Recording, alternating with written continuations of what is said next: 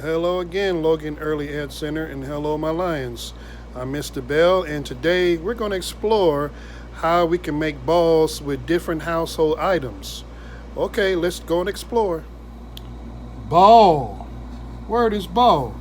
Let's write it out. And we can spell it with me too. B A L L. Let's try to spell it again. B A L L. Ball. Now, ball, this is one of the definitions. Squeeze or form something into a rounded shape. And that's what we're going to do today. We're going to squeeze or form something into a rounded shape. As a matter of fact, why don't we take this paper and see if we can form it into a ball. There we go. Okay, so here goes my paper. Now I'm going to take it.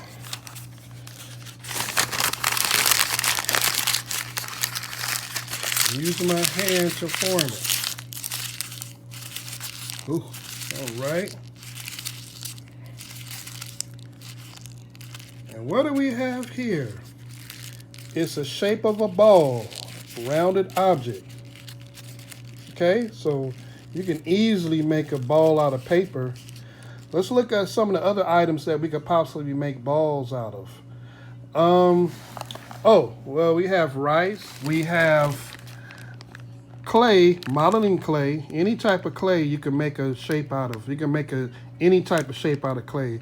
And today we're going to make a ball out of it. And finally, foil. Aluminum foil. You could use aluminum foil to wrap your food in, to cover your food, and is also used for many other different things. Okay, well let's explore and see what we can make a ball out of. Okay, so as I mentioned, here's rice, and this rice I heated up a little bit, so you know I don't want to. I might try to eat a little bit of it, but I don't want to, you know, put some cold rice in my hand. So anyway, we're going to make a rice ball. Yeah. So I'm forming a rice ball in my hand. Kind of sticky. Did you know that they use sticky rice to make sushi? Yeah. That's one of the ingredients in making sushi. One of the bases of sushi is rice. So, yeah, just a little fun fact. I don't have any fish at this moment and point in time, so or any other meat that I can add to this to make something into this. This is just purely for demonstration. But as you can see, rice, it gets very sticky. By the way, I have a paper towel so I don't make a big mess. But yeah, as you can see, I made a rice ball. Let me wipe my hands on it, off on a paper towel, of course. And I'm going to apply a little bit of soy sauce, okay? So, this is just to give it a little bit of flavor. The rice is cooked, so yeah, that's about it. Okay, so here goes my rice ball, and I'm gonna try it.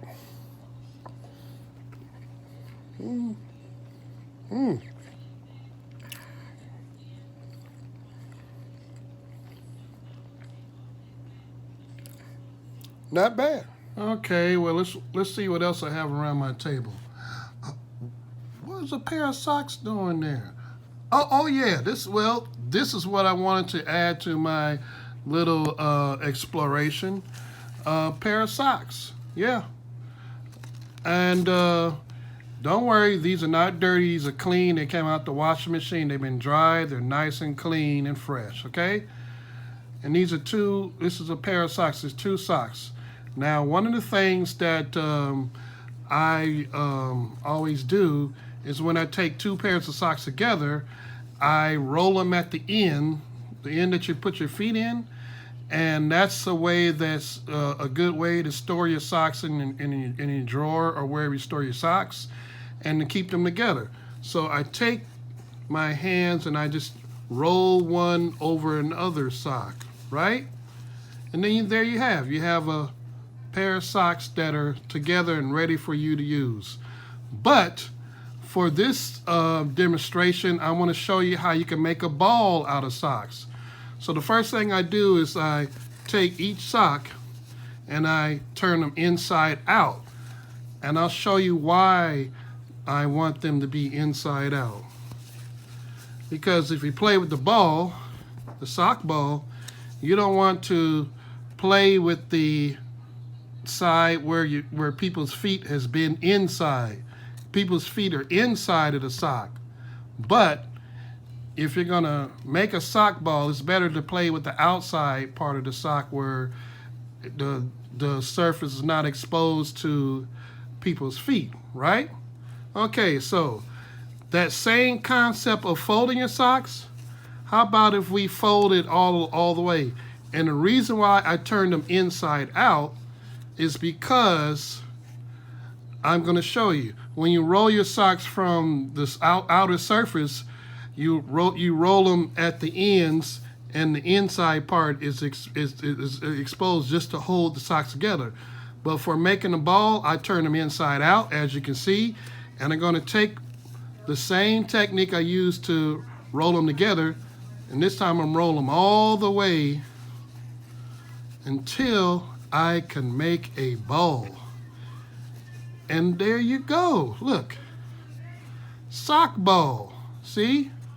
And it rolls a little. It's not the roundest of things, but hey, if you can't find a baseball, the next best thing to do is a nice soft sock ball. See there? Sock ball. All right. And it's the same size as, well, almost the same size as a baseball. See? A little bit bigger than the baseball maybe, but you can use it the same way. It's a baseball. Hey, I tell you what, you can't break a window with a sock ball. Okay? Oh, great. Pretty good idea. Something to think about if you don't have a ball to play with. Just take a pair of your socks and turn them inside out, roll them into the ball. You got an instant baseball. What else here is sitting on my table? What is this? It's a long box here. What's inside this box? Oh, that's right, aluminum foil. Now, like I explained to you earlier, aluminum foil is a material that you use in the kitchen a lot to cover up food, to help heat up food, and for different other food service purposes. But today, I want to explore how we can take a sheet of aluminum foil. I'll take it, generous size out.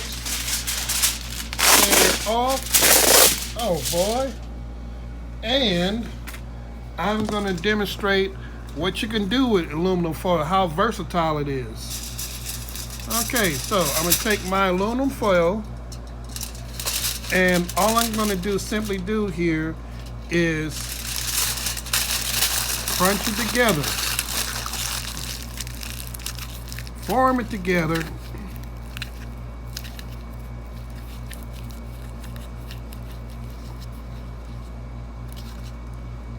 And we have a ball. Now, aluminum foil, you can make, you can determine which size you want to make. And since it's so thin, it crumbles up and it's very flexible, and you can form it into a ball.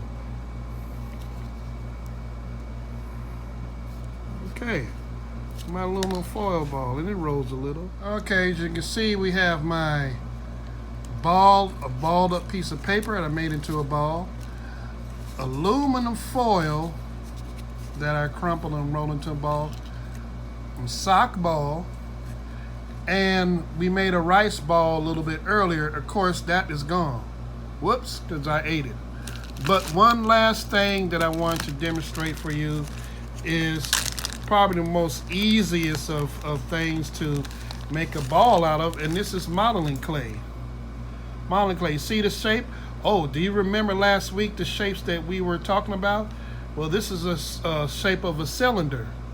See, a cylinder. It has a rounded edge that extends out like a rod or tube, rod or tube, and the circumference, the diameter around it is round, but it has a length, and it's not three-dimensionally round like a ball, but it extends out like a rod or tube. So that's a cylinder.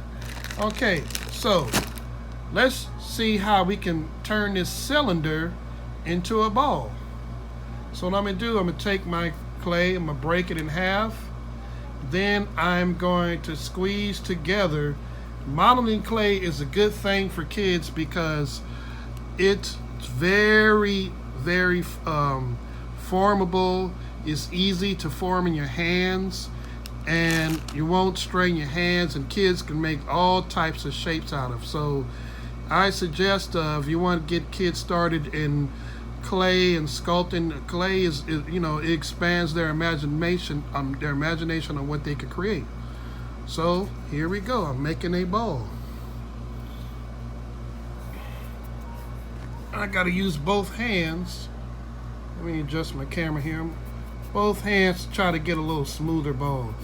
This is the way you can make a ball using both of your hands when you have clay or when you rice or any other things.